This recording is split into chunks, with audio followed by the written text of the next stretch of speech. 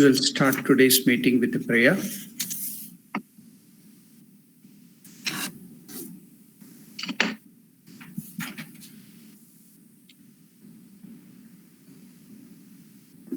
Voice একটু attend করে তারপরে একটু ॐ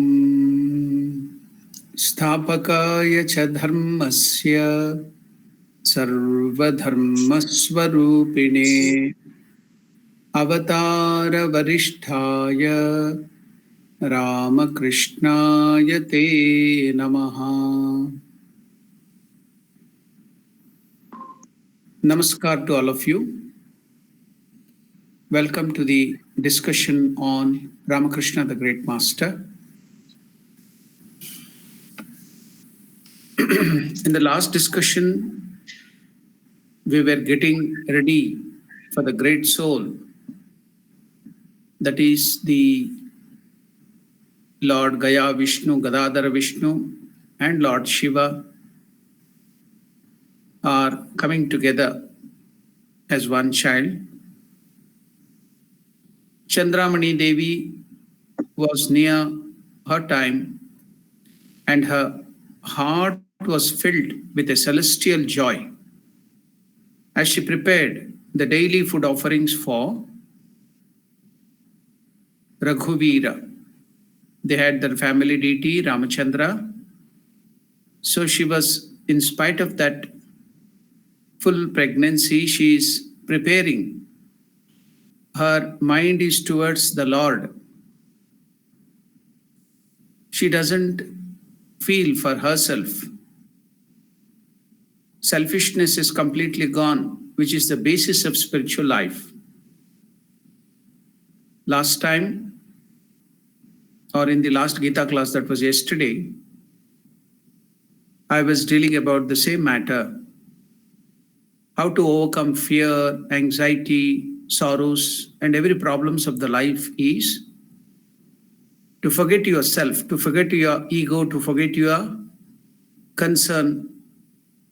Just think about the welfare of the Lord and you will see all the pain, all the disease is forgotten. The more we think of ourselves, the more deeper we are in problem. The more we forget ourselves, the more we are so joyful.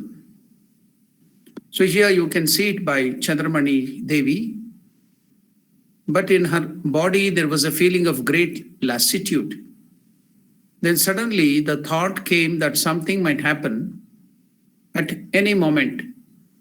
She's not concerned for herself, but she's concerned what will happen to the seva, service of Raghuvira, the Lord, and that if she should be delivered just then, there would be nobody in the house to prepare the offerings. And what she to do then? So her concern is for the offering of Raghuvira, not for the problems or anything happens if during the time of delivery there will be some problem. She is not at all bothered about it. She is bothered about the service of Raghuvira. So if she should be delivered just then, there would be nobody in the house to prepare the offerings. What was she to do? Alarmed, she didn't keep quiet. She communicated her thoughts to her husband. I think few of the earlier classes I had told, Lord Ramachandra gave us the teachings through Ravana. Though it was the same of the Ramachandra, he gave it through the dying Ravana. Shubhasya Shigram, Ashubhasya Kalaharanam. When you have any good work, do not please postpone, do it quickly. When you have to do some wrong thing, taken a wrong decision, then go on postponing it. Do not do it quickly. So Shubhasya Shigram. Now, Chandramani Devi, she thought, what will happen to the service of Raghuvira? She didn't keep quiet, thinking that. She immediately communicated it to her husband. Then, because she had real concern, those deities there in the house were not just stone emblems or some pictures and other things.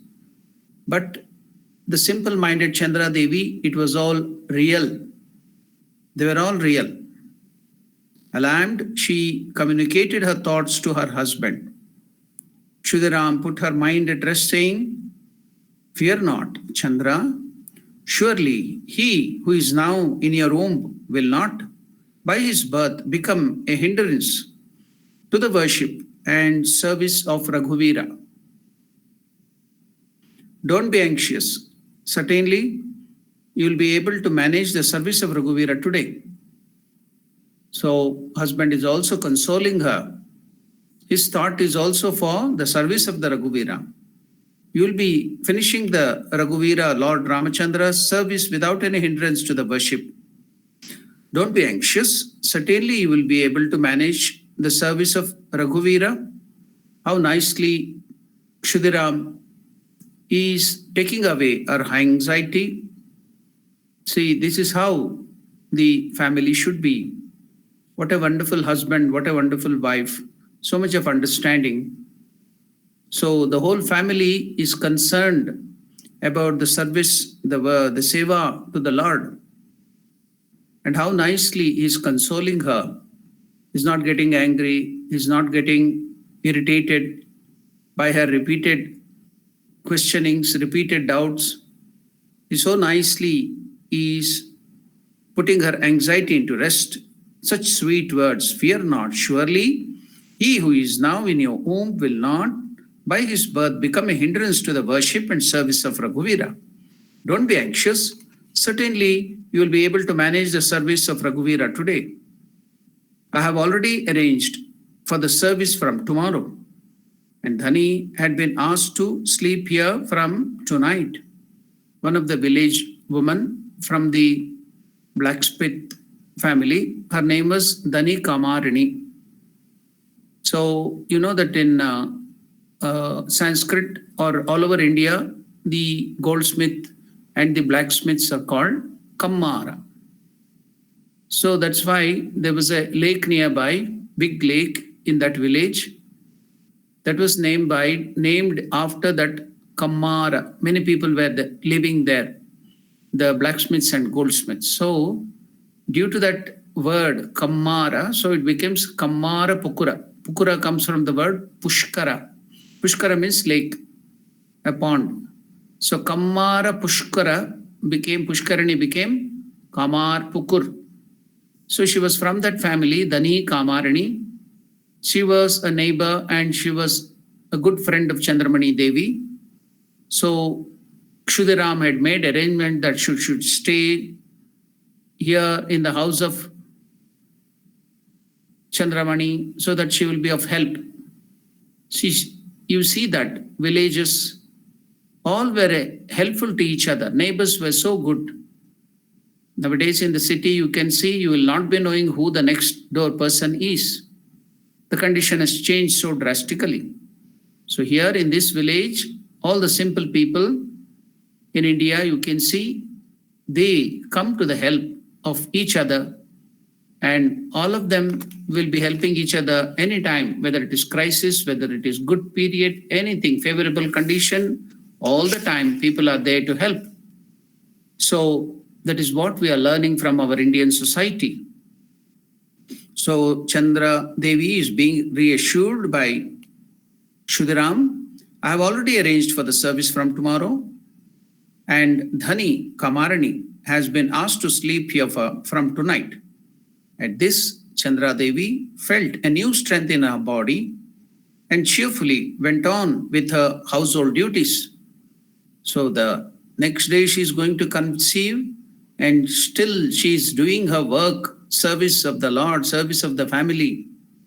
So she has that motherly attitude towards everyone now. So she felt new strength in her body and cheerfully went on with her household duties. It happened exactly as Shudiram had said. The midday and evening offerings to Raghuvira and the other service to him, that is Lord Ramachandra, were finished without any hitch, without any problem. Shudiram and Ramkumar went to bed after taking their night meals, and Dhani came and lay in the same room with Chandramani Devi. Besides the shrine room of Raghuvira, there were 2 bedrooms with a thatched roof. So it was a hut. So if you see the old photos, how the huts were built in Kamarpukur, there are so many photos available. And also, even if you go now, all the buildings there, Ramakrishna's house, everything is maintained in the similar fashion. Though it is very well maintained, in those days, there were thatched roofs. The leaves, dried leaves, or the, what you call paddy, the plants, the dried paddy plants, straws. So they were used to make the roof. So here, during that period, during the period of Khudiram, so it was a thatched roof. Shudiram and Ramkumar went to the bed after taking their night meals, and Dhani came and lay in the same room with Chandra Devi. Besides the shrine room of Raghuvir, there were 2 bedrooms with a thatched roof and a kitchen. In another small room, there was a husking machine on one side and a fireplace for boiling paddy on the other. So the husking machine and boiling paddy for the making this flattened rice or puffed rice will be there in every village, in every household. So they make that flattened rice and keep it for the future. Now, that house is being now used for as a delivery room, because in India, even birth is considered as shaucha, not very pure, impure. So what they do is they will not do that birth. That is a tradition in India. So they will be doing it outside the house or another house. So that's why now they have chosen this hut where that was used as a fireplace for boiling paddy and other things. For want of a better place, this room, which also had a thatched roof, was kept ready for Chandra's confinement. So now it was some 10 minutes before dawn that Chandramani Devi felt the first pangs of labor. Dhani helped her to the lying-in room, and there almost immediately she gave birth to a male child. After rendering the necessary help to the mother, when Dhani turned her attention to the baby, now Dhani had the duty of taking care both of the mother and of the child. Now first, after delivering the baby, she has kept it on the ground, or maybe laid some cloth there and kept the baby on the cloth or on the ground. That was a custom then in India. So she's taking care of the mother She did all the service, what they knew. No midwife, no gynecologist, no specialist, no neonatologist. It is just Dhani Kamarani with whatever little knowledge. I have heard from the villages at that time how the village, that ladies were there who were expert in delivery and other things.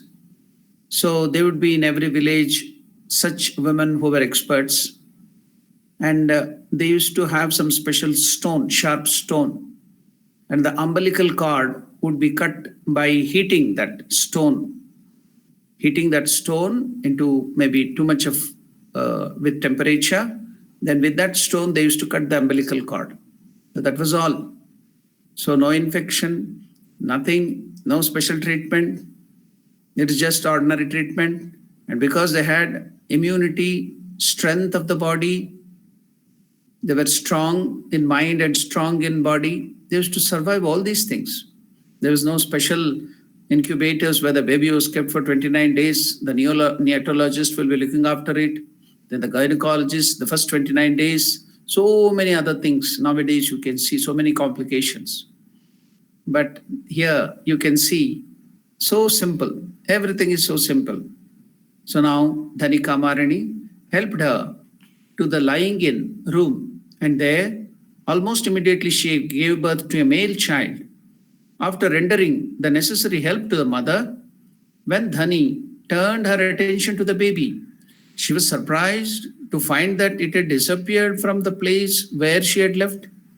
The baby, just born baby, to take care of the mother, to do the needful to the mother, she had left that baby on the ground. And when she came back, when she looked back, because see, those days there was no electricity. It was all lamp, diyar, deepa, so that lamps were there. So the lamp light, so she is placed there. So it's not as bright as today with all the special lights and other things.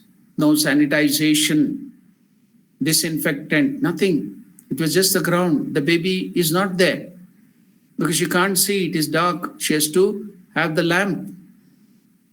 So she was a little perturbed. Where is the baby? Dhani turned her attention to the baby. She was surprised to find that it had disappeared from the place where she had left it. In alarm, she took the lamp to look for the child and found that it had rolled down the ground, covered with, it was still, the baby is not at all taken care. It is covered with slime, you know. When in the womb of the mother, it will be completely covered with that placenta. And now it is also connected to the mother through the umbilical cord, to the navel. So through that, the mother will be feeding the baby everything, even the supply of oxygen, supply of blood, supply of food, everything will happen through that umbilical cord. And it will be covered with that placenta. So it will be floating in that liquid. So now the body has to be cleansed. That has not been done. It was just lying on the ground. And now, where is the baby? The baby had rolled on the ground and gone a little away, even when it is born. What is it indicating? Is he trying to tell something? Yes, let us see. What is he trying to indicate, or what is he trying to signify? So in alarm, she took the lamp to look for the child and found that it had rolled down the ground and covered with blood. The body is covered by slime and blood, the placenta, into the hollow fireplace. You know, there was that woven fireplace. In olden days, there would be that fireplace to boil that paddy, to do that husking, that flattened rice. So it had gone into that fireplace. There was no fire in it, but it was fire. So there will be ash in it. Because after the burning, the firewood and other things, they will remove the firewood if there is something charcoal. So it will be just ash there, warm ash. So now this baby had rolled and gone to that ash of that fireplace. And because its body was complete with slime and that covering of that placenta, so the whole body is besmeared with ashes. What is it indicating? What does Lord Shiva besmear himself with the ashes, vibhuti. Always, we just as a symbolical way, we put that 3 on the head and other parts of the body to indicate that symbology. But Shiva covers the whole body in ashes to show what is that? What does that mean? Ephemeral nature of this world. One fine day, all of us have to become that one fistful of ash. To show that the Lord Shiva, where this whole world is ephemeral, it's not permanent. So Vairagya Murti, renunciation, is the Lord of the renunciates, Lord Shiva. So he always wears that ashes on his body. Now this Vishnu, Gadadhar Vishnu, who is born just now, is showing us that he is not only Vishnu, he is also Shiva. They are not separate. They are not different. So can you imagine? The Lord, who is the maintainer, who is the sustainer, the highest Lord, Gadadhar Vishnu, who is meant for pravritti, increasing all the actions, going forward, doing new setups. Alankara Priya, he is always very, very much for doing decoration and other things. That's why Vishnu temple, you see, there will be so many beautiful decorations, so much of gold, so much of diamond, because he is for pravritti, emotional nature and other things. But Shiva stands for renunciation, meditation, inwardness. Vishnu for extrovertedness. Shiva for, so they are prototypes, different ideal Shiva type and Vishnu type. Now Lord Vishnu, who is for maintenance, pravritti, now is telling, I am also the Shiva, I am for the nivritti. All the aspects of Shiva is showing. So both Shiva and Vishnu, they are not different. Even at the birth, this great being, the great soul, even during the birth, the moment he is born, he is showing us something that Shiva is not separate from Vishnu, Vishnu is not separate from Shiva. And he is showing another thing, so you should note that. Mother Sharda Devi used to tell, what is the greatness of Sri Ramakrishna? Yes, he might have done so much of sadhanas for 12 years, intense sadhanas, got all so many high spiritual new things, spiritual experiences, which the world had not seen earlier. So many new things he gave to the world, even over and above the scriptures. And the parliament of religions, whatever we see, saying God, he tells that it leads to one God, all the paths go to one God, all these things is popular for. But according to Mother Sharda Devi used to tell that those are all byproducts. The real greatness of Ramakrishna is in his renunciation, Vairagya Murti. So now at the birth itself is showing that this world is ephemeral, God is only true. The unrealness, the ephemeral nature of this world is showing by smearing himself with the ashes there. Just as he born, he's showing, I'm not only Vishnu and Shiva are the same. Now, in Elam, she took the lamp to look for the child and found that it had rolled down the ground, covered with blood and slime, into the hollow fireplace, and was lying there with its little body adorned with ashes and still not crying. Generally, as soon as the babies are born, they have to cry. As the baby cries, then only all the parents will be laughing. Because the crying is the indication that the lungs, which were still defunct, has started functioning. So that is the indication. It will be the first drawing in of the breathing, the oxygen from the outer world, and that will be the first breathing of the oxygen taking in. So that baby will start crying. That is the indication that it starts breathing and it is healthy. So all the parents will be eagerly waiting, the baby should cry. So when we were born, we cry and the whole world laughs. They will be happy. And there is a saying, I think, by Kabir Das and so many other saints, they say, tell, yes, while we were born, we cry and all laugh. They are happy. So how should we live our life in this world is when we are about to go, when we are about to die. How should we die? We should laugh. We should go from this world without any fear of death or fear. We should do so many good deeds, punya. You should do so many charity, so much of good sadhanas, spiritual thinking of God, that you should go laughing peacefully. And because such a great person is going away, he did so much good to the world. So others who are around you should cry. That is the way you should live. So when you are born, when we are born, we cry, and the whole world laughs and enjoys they welcome our birth. But we should not live such a bad life where others should tell that this person is gone, it's very good, and they'll be laughing within. No, that should not be the condition. Your life should be such a great thing that you should be going smiling, and others will be crying, oh, this is such a great person, what a great life he led. They should be crying. That is told by Kabir Das and other great saints. Now you can see he's covered there in the fireplace and was lying there with a little body adorned with ashes and still not crying. Then he tenderly picked up the child, washed it, and looking at it in the light, because darkness everywhere. So in the lamp, she brought the lamponia and looking at took the baby towards the lamp and looking at the baby in the light, wondered at its beauty and its size. Generally, the doctors and the gynecologists and other people will be asking, and the parents also will be telling, describing what was the weight of the baby, so many pounds, that and this. So it was good weight means good health. Otherwise, if the weight is less, then they have to take special care.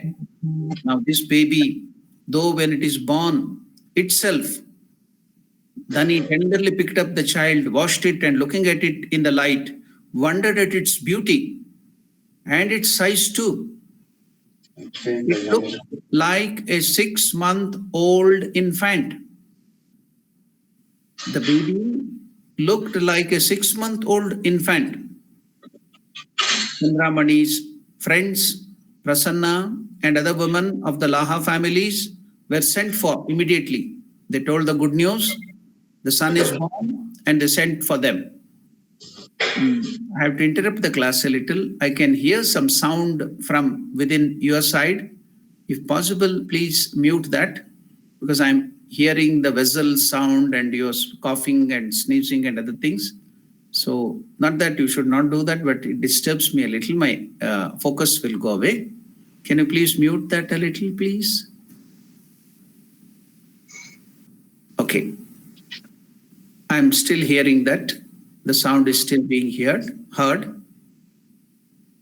Somebody who is there, can you please mute that sound? Okay. Then he tenderly picked up the child, washed it, and looking at it in the light, wondered at its beauty and its size. It looked like a 6-month-old infant. Chandramani's friend, Prasanna, and other women of the Laha family were sent for. As soon as they arrived, Dhani told them what had happened. At the sacred solemn hour before sunrise, that is a Brahmi Muhurta, that is a time, that is a very sacred time, early morning, when we have to think of God, that is called Brahmi Muhurta, Pratah Sandhya, early morning. So it's a very, very sacred time. So just before the sunrise, the sound of the conch filled that humble cottage where Kshutiram spent his pious and austere life and proclaimed to the world the advent of a great soul. In Bengal and in some parts of India, that's a tradition when there is any auspicious thing, just like now the child is born, or a great person, a saint or sadhu has come to the house, or there is some special occasion. So at that auspicious time, they blow the conch. So to show that, to announce, to herald to the whole village and the neighbors that something good is happening in that house.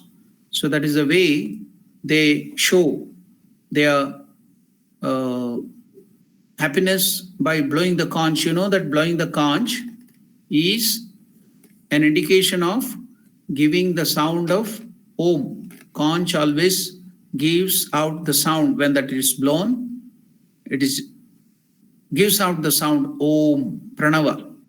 Even ringing of the bell is also giving out the sound Om. So it's an auspicious sound. The continuous sound of the bell and the blowing of the conch, they are producing the sound of Om, which is auspicious. So you can see that when they ring the bell, we have to tell one mantra. In the puja class on Monday evening, I gave you the meaning of that mantra. The mantra is Agamartantu Devanam.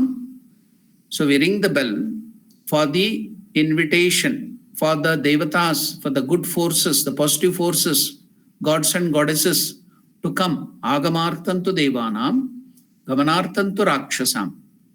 Rakshasas means the bad forces like ghosts, devils, demons. So they cannot bear this sound. They get irritated by the sound of the bell and the conch. So they run away, they flee.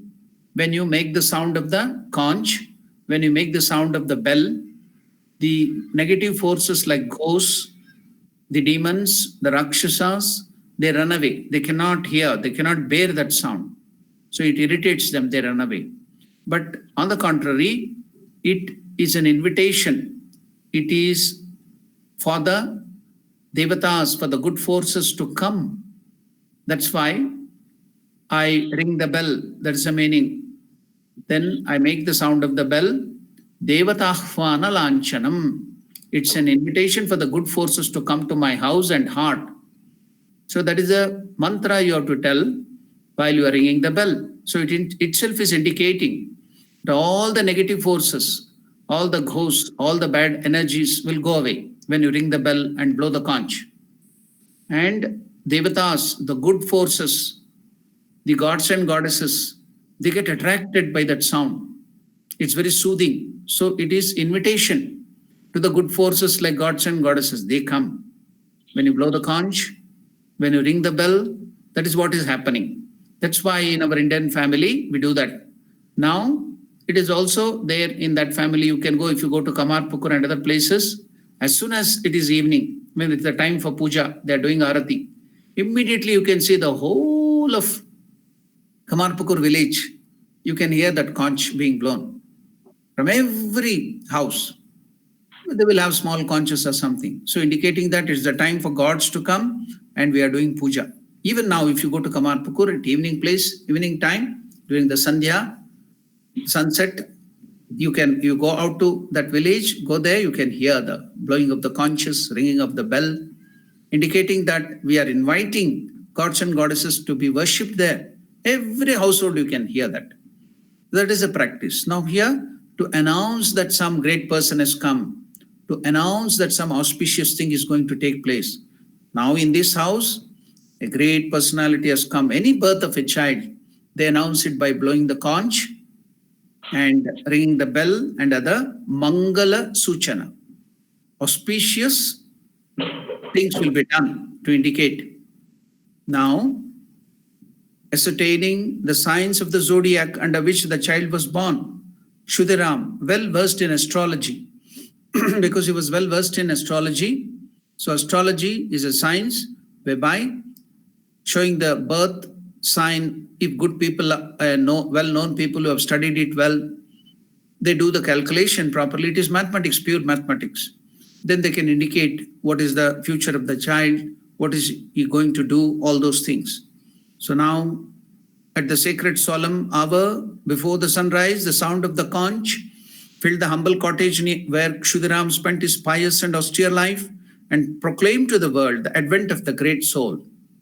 Ascertaining the sign of the zodiac under which the child was born, Kshudiram, well versed in astrology, found that the boy had come into the world at an especially auspicious moment. Yeah, now they've ascertained he has come at a very, very auspicious time. I think the almanac or the zodiac or that Janma Kundali of Ramakrishna is there. You can see it. Anybody can watch it. It is there. You can find it. So everything there, when was he born, what was the time, what was the zodiac, what was the star, the ascendancy. So it was a very, very auspicious time. When he was born, he ascertained, Kshudaram did that astrological calculations, saw the sign of zodiac under which the child was born, ascertaining the signs. The boy had come into the world at an especially auspicious moment. Now we have heard in India one great saint singing, composing a poem.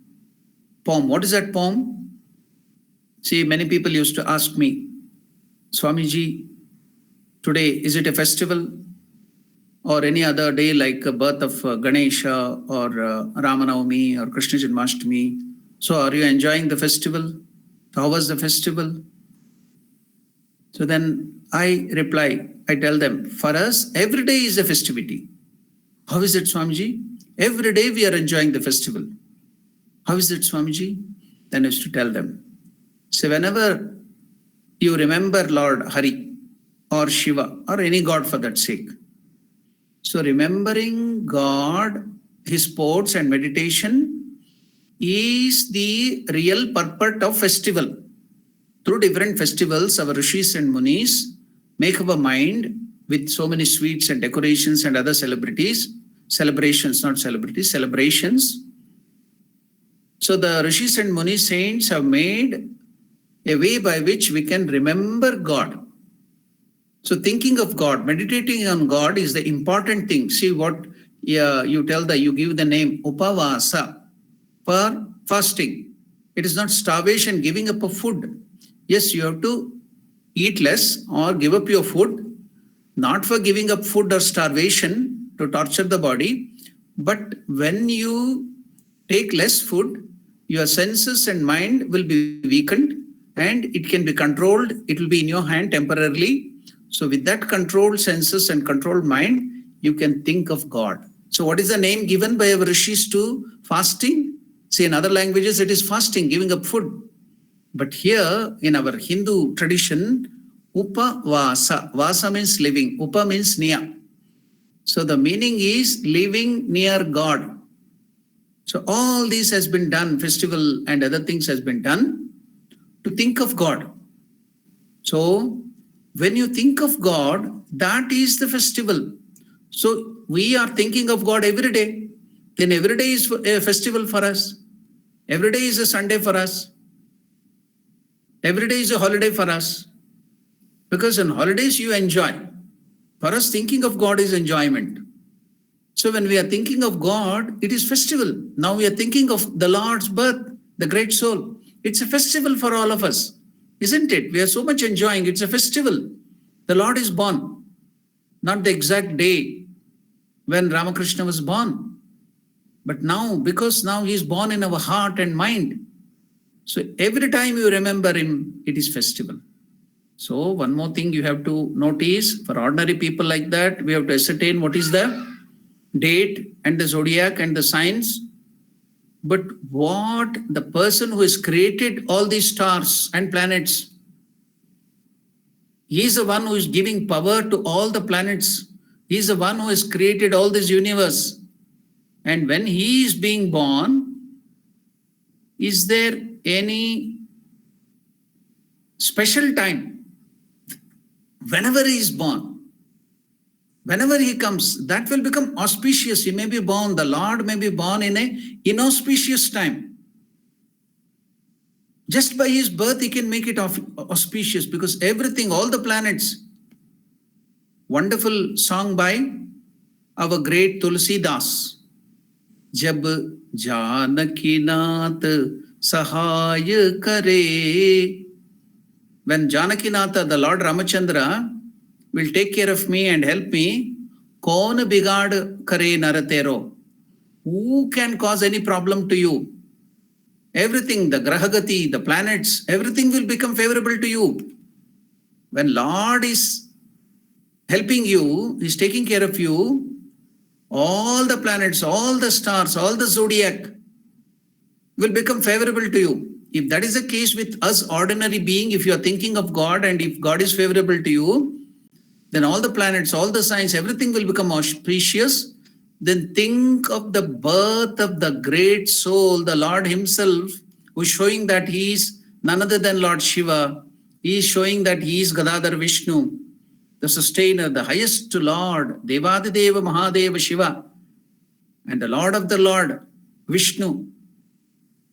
They're not separate, they're now coming. So even if he might have come in the inauspicious time, that will become auspicious by their birth. So the planets and the zodiac will be pleased because the Lord is coming in their zodiac or in their this thing. They will be very happy. The planets will be very happy. That's the great soul. So they will make that moment very auspicious by their birth. It's not like ordinary human beings like us that we have to be born in auspicious time. But even then, Shuddharam, well versed in astrology, found that boy had come into the world at an especially auspicious moment. So though he might have come in another inauspicious time too, that would have become auspicious. That is the greatness of that great soul who is born. So according to the Hindu calendar, which reckons the day from sunrise to sunrise, it was Wednesday. That's why most of us think that Wednesday is an auspicious day for us because Ramakrishna was born on Wednesday. So many people believe for them some other day is very good. But here, since our Ishtadevata, the great Lord, is born on Wednesday, we all think that Wednesday is a very auspicious day for us because Ramakrishna was born on that day. So it was Wednesday, the sixth day of Palgun. It is the sixth day of Phalguna. Phalguna is that month in BE 1242. So that is a different calendar. The astrological calculation, they have a different calendar. So it is 1242. Let us not worry about that. You will get confused. So according to the Gregorian calendar, it is 1836. So the month was February 18th, AD 1836 according to the Gregorian calendar. So now the child was born just 12 minutes before sunrise. Usually whatever is done during the sunrise, which is the sunrise time is very auspicious. Just before sunrise he is born, making it much more auspicious. So he was born just 12 minutes before sunrise. So every day before 12 minutes before sunrise, you can remember every day that is the birth time of Ramakrishna. So just 12 minutes before sunrise, you can think Ramakrishna is born every day and think of the Lord. Wednesday, you can think of that is the day on which Ramakrishna was born. February 18th, you can think that is the day. But that is the Gregorian calendar. When we celebrate Ramakrishna's birthday, we celebrate we celebrate the day according to the Indian calendar, Hindu calendar. So it goes on changing according to the Tithi, according to the Nakshatras and other things. So it goes on changing. It will not be exactly on February 18th because that is Gregorian calendar. We follow the Hindu calendar, so that will be chosen for the celebration of the birthday. But I have to tell you one more thing. But all these things, birthday and so many other things, Ramakrishna was not there in that physical body. When he gave up after in deep samadhi, so the Belur Math was built. The Belur Math was going on. At that time, many other direct disciples had gone, like Brahmanandaji. Now the head of the center, Belur Math, that is the whole Ramakrishna order, the president at that time was Akhandanandaji Maharaj, Gangadhar, one of the direct disciples of Ramakrishna. He was also very simple and he liked Swami Vivekananda very much. He was the first direct disciple to take the ideas, the great ideas of Swami Vivekananda about practical Vedanta and start serving people, seeing Shiva in every being. He was the one who took the call, the clarion call of Swami Vivekananda and started doing all the relief works and doing the seva activities. So one of the great disciples, he was the president at that time. So you know that he was also simple like a baby, and in that old age he is the president. He has become still more simple like a child. So at that time, the trustees and other people, the executive members, the other sannyasis who were the general secretaries, the trustees and other people came to Maharaj. So Ramakrishna's birthday is approaching. This year, it will be the centenary year, the 100 years. So now you have to give us a grand message. The birth centenary of Sri Ramakrishna, 100 years is approaching. So you have to give us a special message because you are the president of the whole order. You have to give us a special message. Then Akhandanandaji told, okay, I will give you. He went on postponing today, tomorrow. The day is approaching. They have to publish it. Now Swamiji is not at all giving. When they were forcing him again and again, pestering, Swamiji, please give us the message. You are the president of the order. We have wanted. Then he told, see, how can I give? I always consult Ramakrishna. Whatever Ramakrishna tells only I give you. I don't give anything of mine. So Ramakrishna is not telling me anything. What shall I do? So I'm consulting. Let him tell, I will give you. So he went on postponing the day. Was nearby. Then one fine day, Ramakrishna came.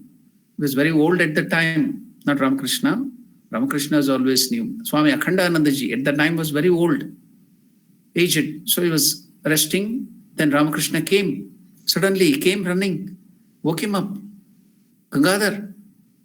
Ramakrishna is telling Gangadhar, those trustees or those people, they want some message for the centenary. Why don't you give them? Then he woke up. He started taking a pen and started recording it. Ramakrishna is giving some message, I have to give them. Then the first thing Ramakrishna told was, what is centenary to me? I don't have death, I don't have birth.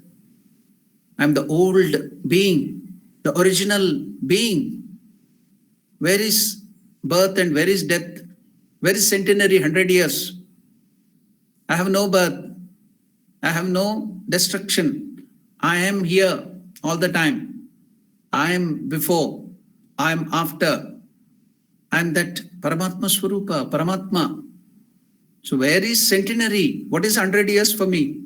Okay, these people are asking, they want something, they have some publication and other things. Okay, you copy it down. Then he told, and that is recorded, he gave that message after that. And at that time, what was the thing mentioned by Ramakrishna? What is centenary to me, 100 years? I am birthless, I am ageless, I am that being which doesn't have any birth or any death. So that is the great being who is born here. What a great thing to think of that, isn't it? But we have our own businesses. We want to do that calculation and other things. We have to give the zodiac. We have to give the astrological calculations. So we'll go with the normal things of the world. So the child was born just 12 minutes before sunrise, the auspicious second lunar day of the bright fortnight. I have explained many times the calculation in the Indian calendar. So now there are two pakshas, Krishna Paksha and Shukla Paksha. Krishna means dark, Shukla means white, bright. So now he was born in the bright fortnight. So it is Shukla Paksha. What is bright fortnight or Shukla Paksha? Now, based on the movement of the moon, now you know, you have heard about full moon day and no moon day, new moon day. So when the moon is going from the no moon, new moon or dark Amavasya to full moon. So that moment of the sun from darkness to light, that is full moon, it's called Shukla Paksha because it is going towards light, white. So it is Shukla Paksha.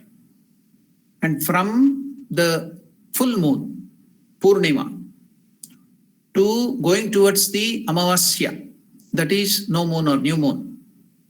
So that is, you are going towards darkness. So that is called Krishna. Krishna means dark or black. So Krishna Paksha, that is called, that 15 day is called Krishna Paksha. This 15 day moving from Amavasya to Purnima is called Shukla Paksha. So Ramakrishna was born in Shukla Paksha, the bright fortnight. So in that 15 days, in that Krishna Paksha and Shukla Paksha, the first day after Amavasya towards Purnima, the first day is called, they are all first day, 2 day, 3 day, the 15 days is called Tithi. That is called Tithi. And the same thing in the Krishna Paksha also, from Purnima to Amavasya, the 15 days, there also it is Tithi. So it is Krishna Paksha Tithi, this is Shukla Paksha Tithi. That is called as Tithi. So that word Atithi also comes from that same word, Tithi. That's the time, that the day. So now the first day is called Prathama, first. Second day, second Tithi is Dvitiya, Tritiya, Chaturthi, Panchami, fifth day, Shashti, sixth day, Saptami, Ashtami, Navami. See, Ashtami Rama was born. No, Krishna, sorry.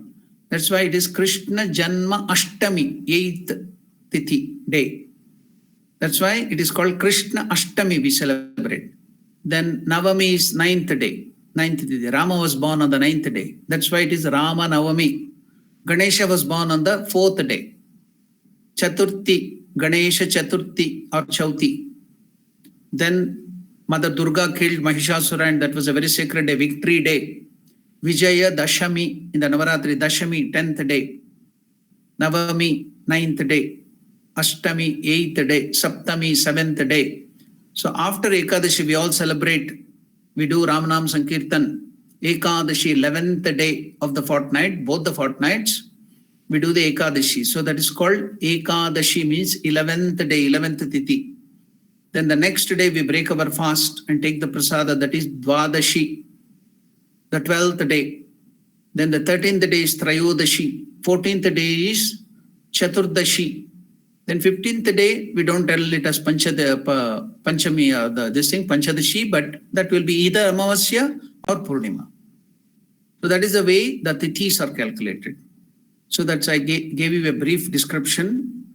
I used to take in Durban also, and here also Johannesburg, this calendar and other things, little basics of astrology. I used to take the classes. I finished that. So at that time I explained all these things, the planets, the Vara, Vasara, then the Tithi, then the Nakshatra, name of the Nakshatra, all the planets and other things. I gave the basic things, not much, so that you can see the Panchanga or know about Indian calendar. So now we can see Ramakrishna was born on the day what? Tithi. It is the auspicious second lunar day. Lunar means moon, the movement of the moon. Second means Dvitiya. Dvitiyayam Tithau, when we are doing the Sankalpa on the day of worship of Ramakrishna, then we have to tell all these. When we are doing Sankalpa, we have to tell all this Tithi. Dvitiyayam Tithau. So it is the second day of the lunar fortnight. What fortnight is that? It is bright fortnight. So it is Shukla Paksha. And the 25th of the lunar constellation. What is the distinct star? The ruler, that is Purva Bhadrapada. You should remember all these things. What of Ramakrishna's, that Indian calendar, what are all those? Constellation is Purva Bhadrapada. Purva Bhadrapada is the constellation, lunar constellation. Then it was the second day, Dvitiyayam Tithau, Shukla Paksha. Dvitiya Tithi, then Shukla Paksha, Purva Bhadrapada, lunar constellation, had combined to bring about a happy astrological conjunction called the, what is the yoga? It is Siddhi Yoga. There is Karana, there is yoga, and all those things in astrological calculation. So Ramakrishna's at that birth period, the time was Siddhi Yoga. What is Siddhi? The highest spiritual, the exact literal meaning also can be taken as Siddhi means boiled, well boiled. That means realization. So the yoga is, union is Siddhi, means you'll get boiled, means you become a complete personality, you'll realize yourself. That is Siddhi Yoga. So there will be other meaning in the astrological calculation. We will not go to that. Here we will take whatever we want it. So it is Siddhi Yoga. You can remember all those things. Dvitiyayam Tithau of Ramakrishna, that is Dvitiya. Then what is the fortnight? It is Shukla Paksha, the bright fortnight. Then what is the constellation lunar? The lunar day of this thing. What is the lunar constellation? It is Purva Bhadrapada. Purva Bhadrapada. So it had combined to bring about the happy astrological conjunction called the Siddhi Yoga. Yoga was Siddhi Yoga. Sun, Moon and Mercury had come together in the sign of the zodiac under which the boy was born. The Sun, Moon and Mercury had come together in the sign of the zodiac under which the boy was born. Saturn, Shani, had then reached the highest point of the zodiac, indicating that the boy would have a unique life. Calculations according to the method of the great sage Parashara showed that the planets of Rahu and Ketu occupied the highest point of the zodiac and were in the ascendant. Rahu and Ketu also were at the ascendant. Shani was also at the ascendant. Sun, Moon and Mercury had come together. They are forced to come together, you see. The Lord is born. One who guides all those planets and all the stars, when he is born, can they be in the descendancy? They have to be at the ascendancy. Janakinath jab sahaya kare tero, if an ordinary person, if the Janakinatha, Rama is helping you, all the planets will become favorable to you. And what about him? Janakinatha himself comes. So they have to just come at his beck and call, and they have to be at the ascendancy. That is a speciality. So according to Parashara, calculations according to the methods of great Rishi Parashara. Who was Parashara? Do you know who is Parashara? Who has given this calculation? There are different schools of astrology. Parashara is one of them. So do you know who is Parashara? He is the father of Vyasa Maharshi. Father of Vyasa Maharshi, whose son, Vyasa Maharshi's son was Shukadeva. So now we are going to celebrate in few more days the Guru Purnima. So it is the birthday of Vyasa Maharshi. So when Vyasa Maharshi's name due to Parashara came, I'm reminding you that in few more days you will be celebrating Guru Purnima. So that is the birthday of Vyasa Maharshi. So his father was Parashara. So that is that Parashara. So he has bought this school of calculation in astrology. So it's called Great Sage Parashara's method of calculating.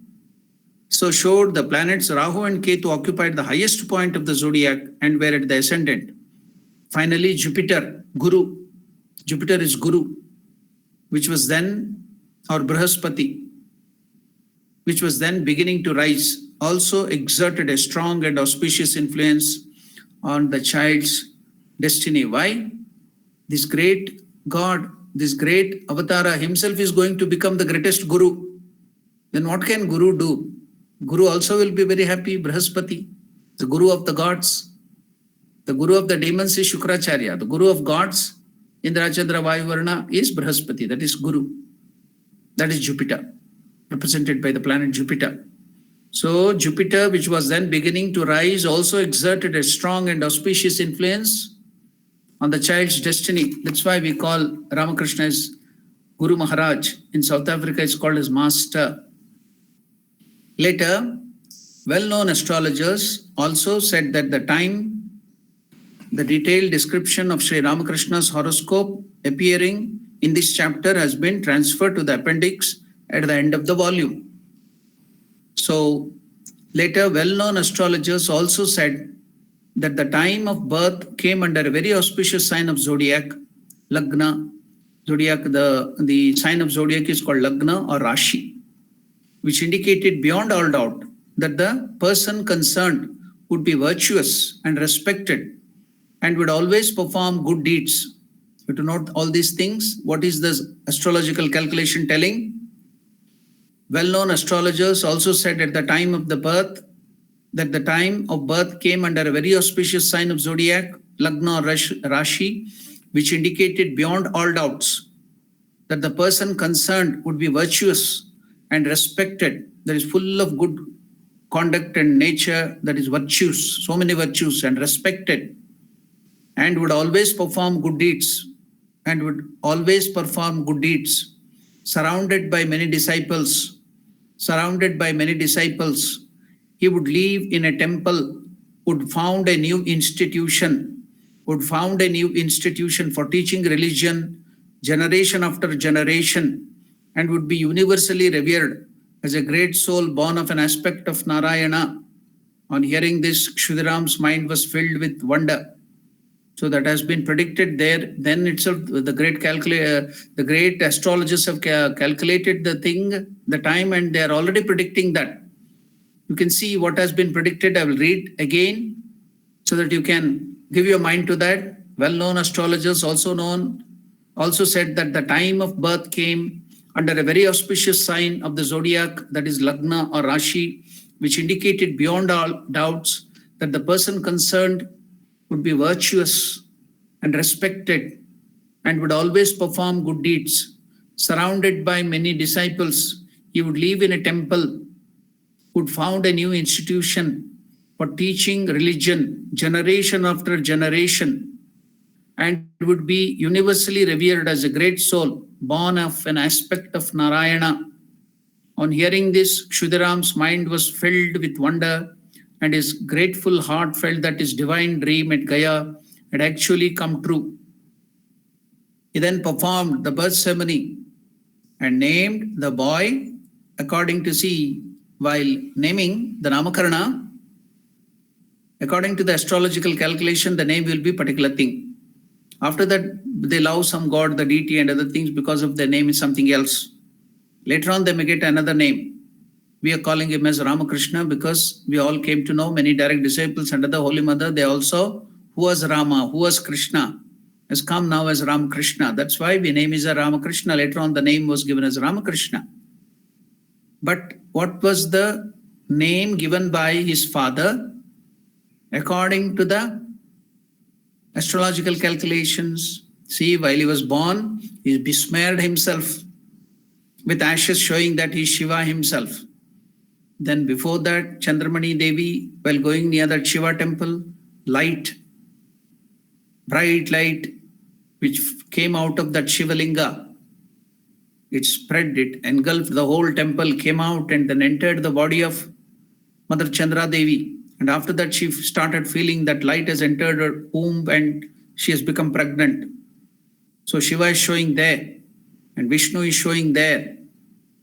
And now, what is the name? According to the astrological calculation, you have to give particular name. So the astrology is showing who is Ramakrishna. So astrological calculation, the name given, we have to note this. I think most of you will not be knowing this. So I'm telling you, note what is the real name. The original name of Ramakrishna was named as boy Shambhuchandra.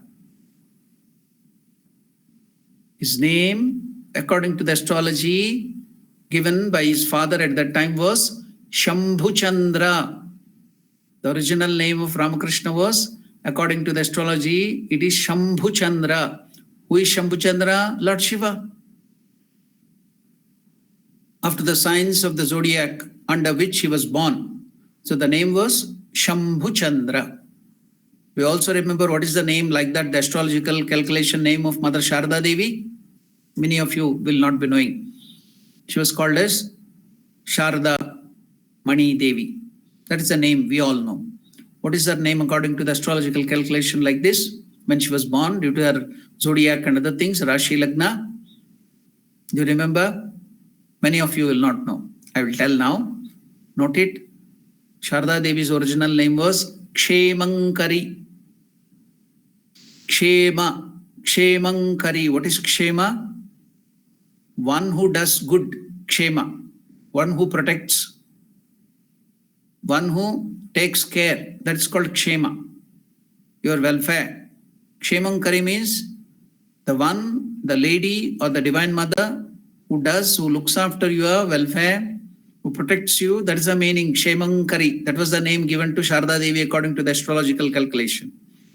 And what is the name given to Ramakrishna? Because of the astrological calculation, it is Shambhuchandra.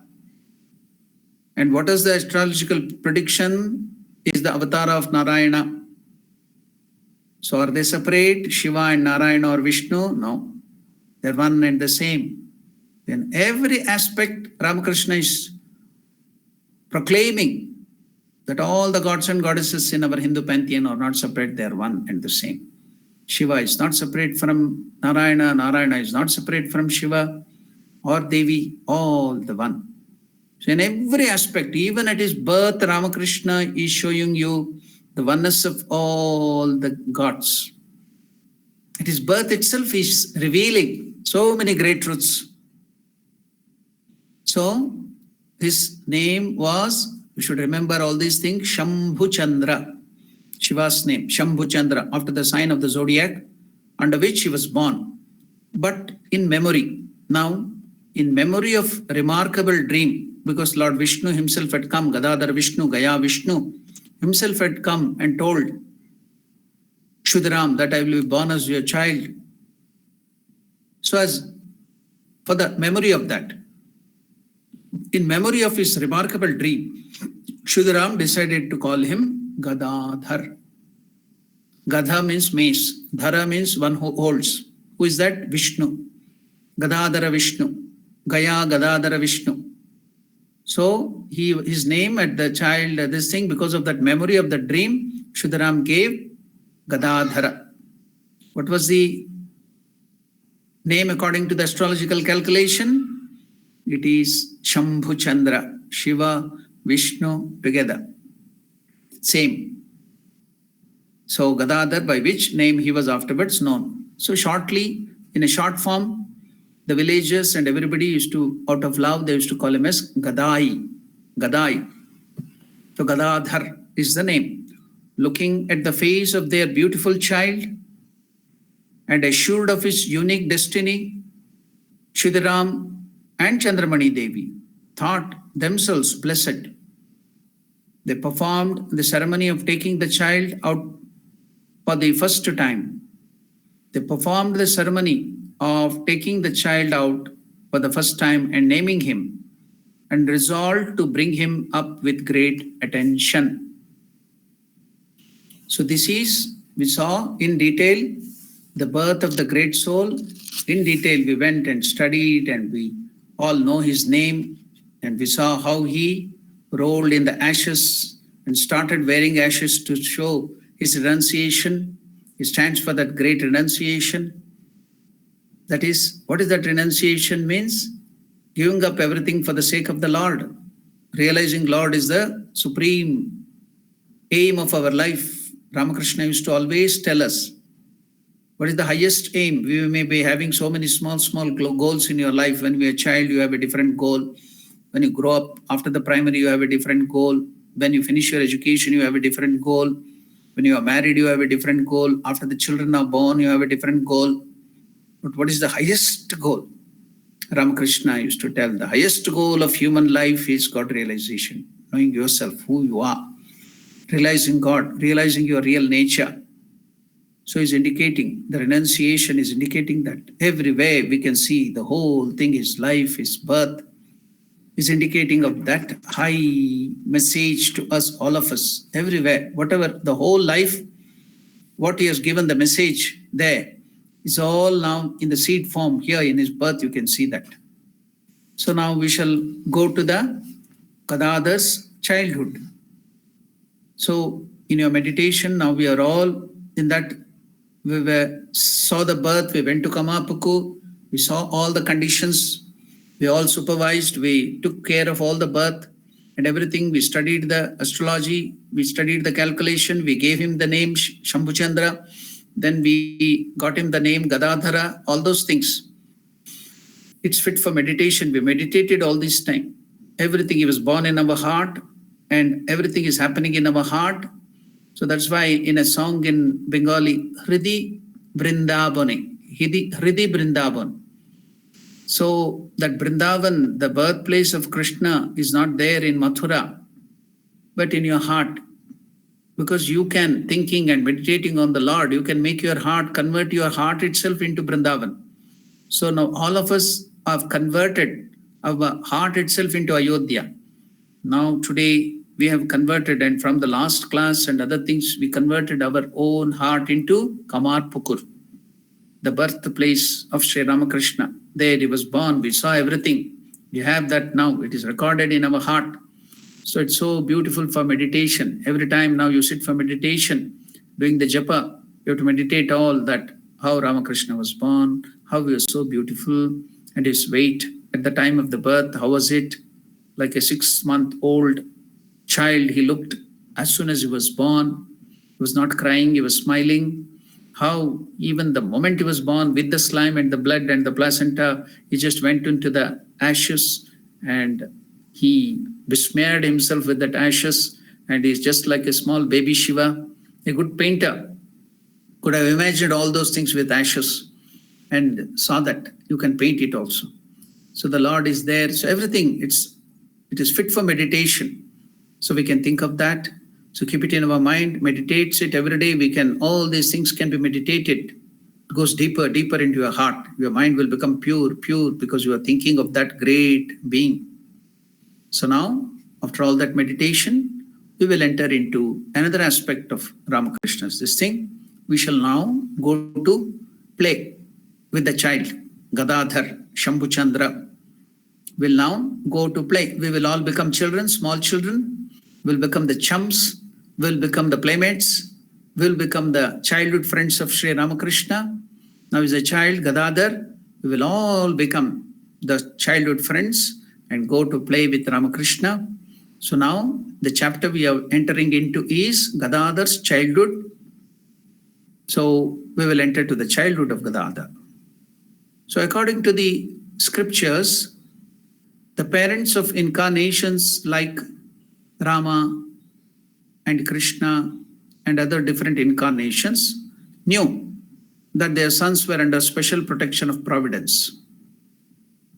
What special protection of providence? They themselves are the providence. Whose protection do they need?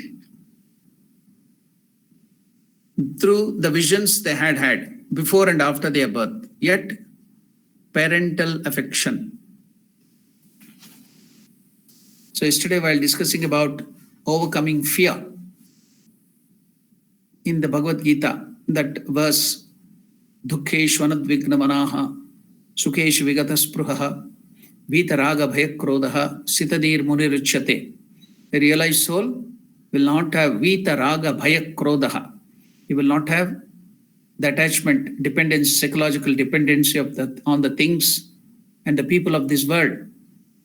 Then he is bereft of fear, anxiety. He is bereft of Vitaraga bhaya krodaha, anger. At that time, he doesn't have fear, anxiety. Most of us are tortured by this fear. So for 2 classes, I took up that and different aspect of fear. How is fear generated? Where does it come? What is the nature of the fear and anxiety? How to overcome that? So through different angles, I discussed past maybe 2 classes about Bhagavad Gita. So there, one of the way through the bhakti school or the devotional school, how you can overcome fear was, the example was given by Swami Vivekananda. So see, the mother generally is so fearful, especially the ladies. When they see a cockroach, they shriek and they run away. The cockroach, even if they approach, they're so afraid of cockroaches or any other insects like that. And if a dog barks while they are moving on the street, they'll be again afraid. They will run away. They will, nearest neighboring house, they will run away if the dog barks at them. So afraid. But Swami Vivekananda gives a beautiful example. The next day, suppose the mother is going with the child, the lady, the same lady who, even if she hears the barking of a dog, will run away to any neighbor's house and hide there. She can't even face a cockroach. Such a lady, now she's carrying her baby, or the baby, taking the baby on the street. And now a lion comes there suddenly and is about to pounce on the baby. Now that lady who is so afraid who runs away even by the bark of a dog or a cockroach, where will she be now? The mother will be in the face of the lion. She will rush to kill that lion, to face that lion. Where did that fearlessness come, courage come to her? It came due to the love of the child. The love of the child brought that courage to her. Fear is gone. Likewise, how will you overcome fear? The love of God can overcome the fear, anxiety, and other things. If you have true love for God. And another example was given by Swami Vivekananda, how you can overcome fear through devotion, through love.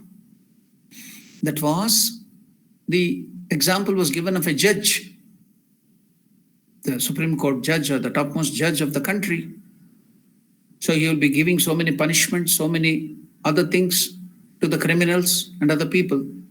So all the criminals are just afraid of him. But what will happen when he comes to the house, the wife?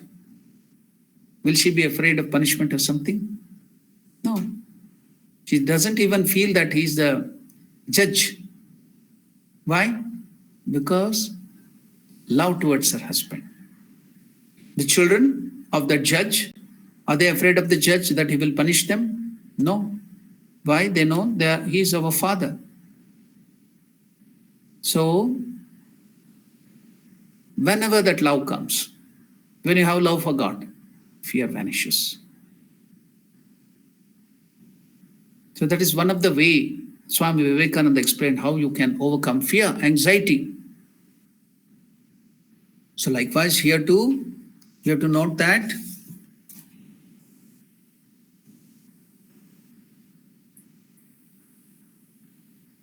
parental affection often make them oblivious of this fact and fill their minds with anxious thoughts about the welfare of their sons, because they are filled with love towards that baby.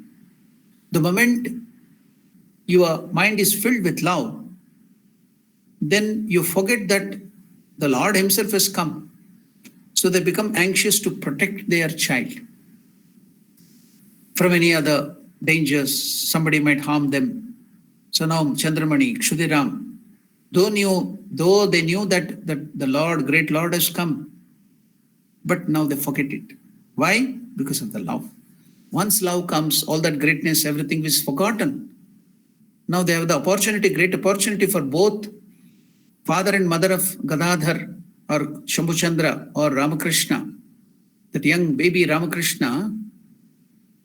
Now they can think the whole Lord Parabrahma or Paramatman as their child. So that is there in Bhakti Bhava. It is called Vatsalya Bhava. You also can do that. Any of you, even male, female, anybody can superimpose or start having that relationship with God. God is my child. Even if you are a male, you can think you are the mother. And you can establish relationship with God. He's your child. And look after. It can be done in bhava. It's all bhava. Mental modification, imagination. It's not just imagination. See, the airplane was an imagination. It has become a reality. Earlier, 200 years back, flying in the air was an imagination. Their imagination became stronger and stronger and stronger, and it became a reality. So human imagination is not ordinary. Deeply, if you imagine, it becomes true. So now you can start imagining bhava, that I am the mother. I am Chandramani Devi. Now I have this baby. Ramakrishna is my child. I am Kshudiram. I'm the father. The baby is my child. All of you can have established this relationship and then have that loving relationship with the Lord. So they are so great that now they have got the opportunity to become the father and mother of that great being, the great soul. And now, so because of their love, they have forgotten that he is the great God of the universe, Narayana himself, Vishnu, Gadadhar Vishnu, Lord Shiva himself. So now, because of that love, they have forgotten the greatness of the Lord. They want to protect him. They are anxious about him. They're worried about him. They're not worried about themselves. So that's why Ramakrishna in the gospel used to tell, yes, is anger tormenting you? Is lust tormenting you? Is greed tormenting you? Is all these wild enemies in our mind tormenting you? Turn that towards God. It will be divinized and it will help you to take you forward. Anything. So Arjuna had that sorrow, Vishada. It turned towards Krishna. It became yoga. That's why the first chapter in Bhagavad Gita is Arjuna Vishada Yoga. He got all that tension, worries, depression. It turned into even physical manifestation. He started shivering. He couldn't stand because his leg, there was no strength because of the depression. So he broke down, fell down in the chariot itself. He sat down. He couldn't stand up even. His mouth was shivering. His voice was shivering. So that intensity of the tension came out in the form of physical expression too. He turned towards the Lord, Krishna, and now that Vishada became yoga. Likewise, all your things, whatever you have, the negative things in your mind, turn it towards God. You have lust, turn it as lust towards God.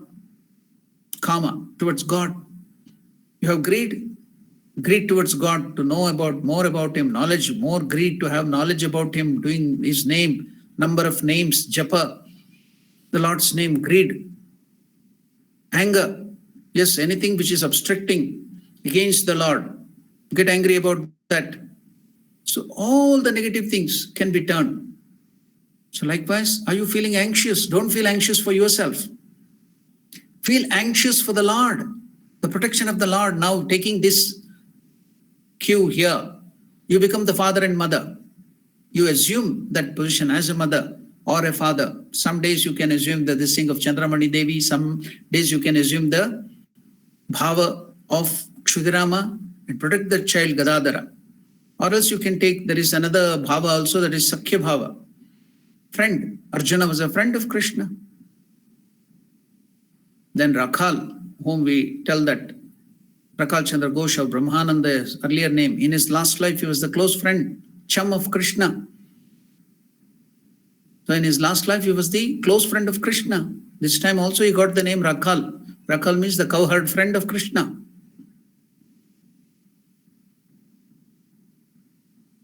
So now we can establish a friendly relationship with God. Sudama was a friend of Krishna. Rama also had many friends. Likewise, we can assume that friendly attitude to, we will all go to Kamarpukur as friends, small children, we all will become small friends of Ramakrishna and go and play with him with that attitude. And as father and mother also, we can go and look after him, be anxious for him, be worried about his future. So now, because of the love, they have forgotten that he is the great God. They're anxious, Kshudaram and other things, through the visions they had had before.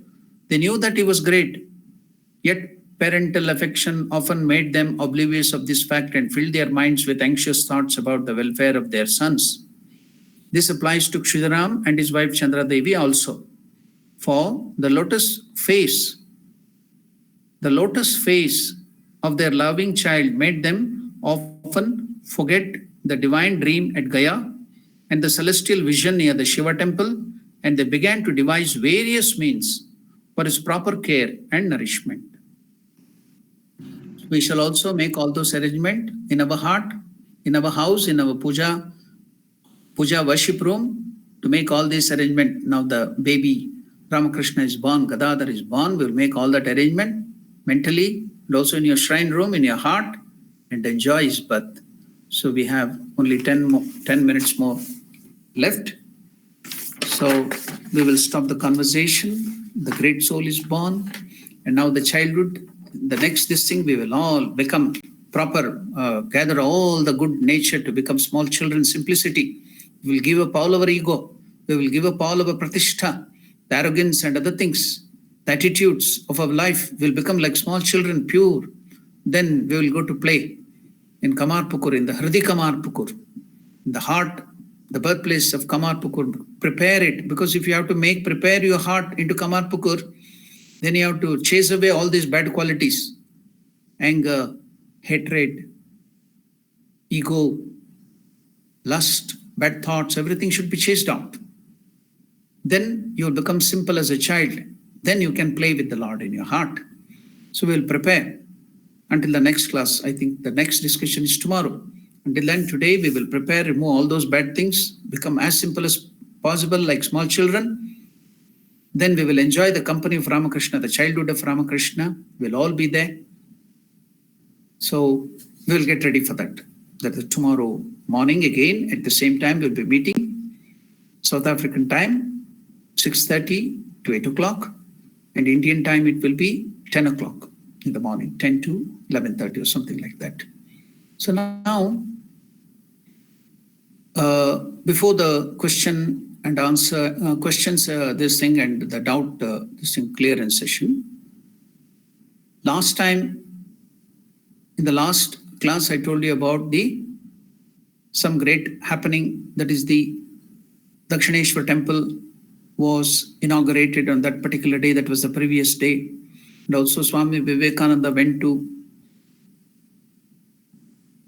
America for attending the Parliament of Religions in 1893. All those things we explained. But on that day we explained, that was also a special day. I came to know later on, so I wanted to mention about that. And what was that? That day when we mentioned this, it was the birth of Mother Ganga. Ganga came down to how is that birth? She was there already in the celestial region. So Bhagirath did a lot of tapasya, he did austerities and brought her to earth. So she manifested, she came down from that solar orb and came to the earth, and Shiva, the earth couldn't withstand her coming down. So Shiva had to open all his jeta and receive on the head and lock her up and then slowly release her to the ground. So with the great tapasya of Bhagirath, we have got Mother Ganga. That was the special day. So now Ramakrishna loved and revered Mother Ganga very much. So I read one article about that too. I was very much impressed by that. So I wanted to tell you about that incident too, how Ramakrishna revered Mother Ganga, and that was the birthday of Ganga. So I just wanted to tell you about that. I will tell you a very important thing. Why Ramakrishna revered it and how Ramakrishna revered Mother Ganga. What was the speciality? Let me tell you about that.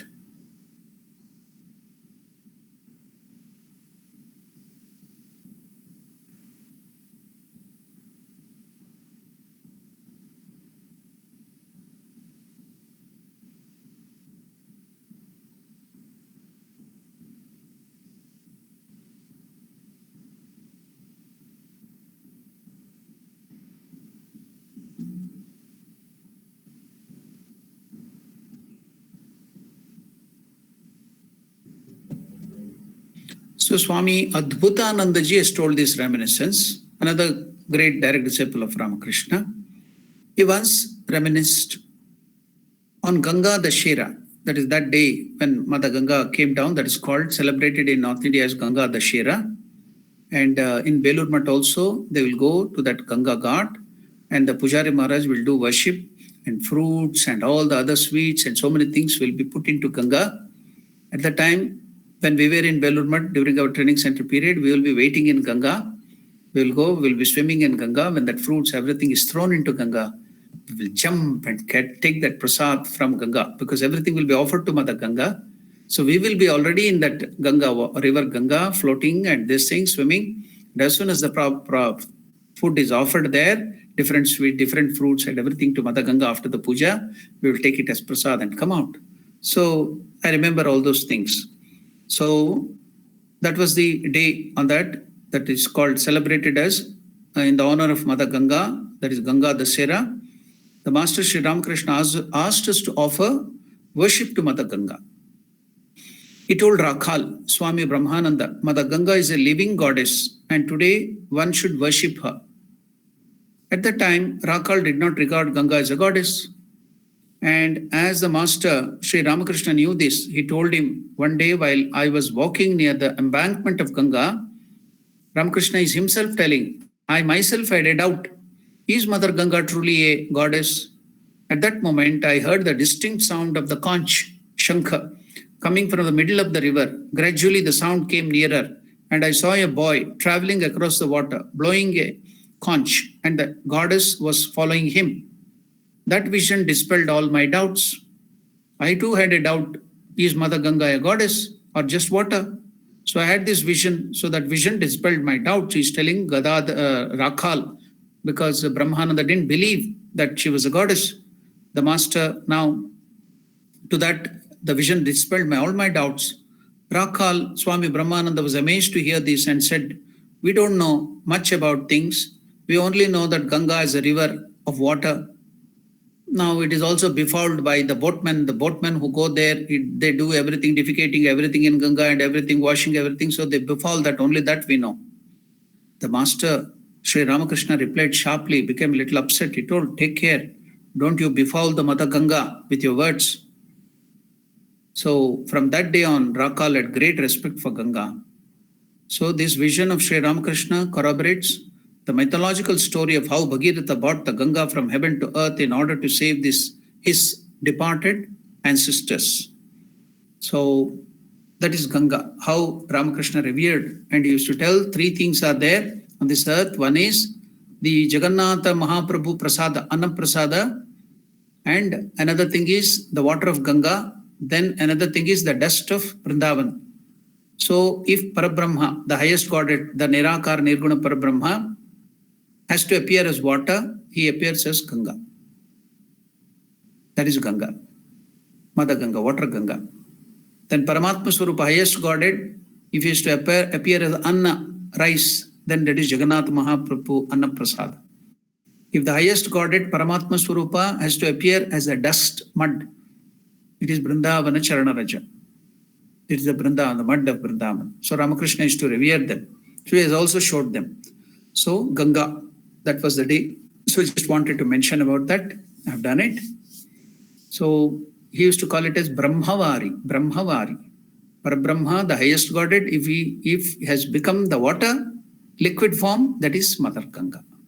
So that birthday was just, Ganga Dashera was just 3 or 4 days back when we told about that Dakshineshwar temple. That day when we were talking about Ramakrishna, that was the day, Ganga Dashera. So I couldn't mention on that day. Now today, I wanted to tell you about that. I told you, because these were the words of Ramakrishna himself. So now another 2-3 minutes, we have time to ask questions or any doubts to clear on this discussion.